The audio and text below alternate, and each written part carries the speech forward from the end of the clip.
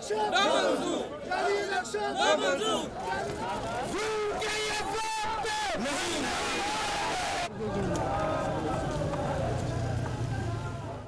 پرامن لوگ ہیں، ہم جمہوری لوگ ہیں، ہم اس قسم کے دھرنوں پہ یقین نہیں رکھتے، اس قسم کی انتشار کی سیاست پہ یقین نہیں رکھتے جیسے پی ٹی آئی کرتی ہے.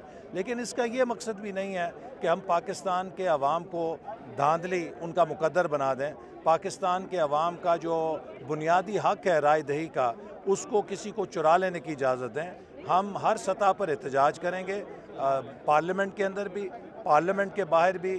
ہمارے آنے کا مقصد بنیادی طور پر یہ ہے کہ 25 جولائی 2018 کو الیکشن کے نام سے جو انتخابات کا ڈھونگ رچایا گیا وہ تمام جماعتوں کو نامنظور ہے، اور اس سے قبل ہم نے آل پارٹیز کانفرنس کر کے ان انتخابات کو مسترد کیا تھا. یہ انتخابات نامنظور ہیں.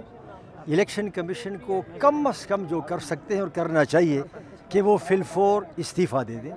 جب تک وہ استعفیٰ نہیں دیں گے، ان دھاندلی شدہ انتخابات پر جو کالی سیاہی پھیری گئی ہے اس کا مداوع نہیں ہوگا.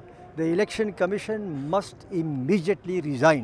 That is what we are demanding, and that is what we have assembled here today. جو ہماری جائز مطالبات ہیں کہ ری کاؤنٹنگ کا حق دیا جائے اور اس کا فورنسک ایویڈنس جو انویسٹیگیشن کی جائے، اور ایک آزاد خود مختار پارلیمانی کمیشن بنایا جائے جو ان انتخابات میں دھاندلی کی اور جن لوگوں نے دھاندلی کی اس کی جانچ پڑتال کرے.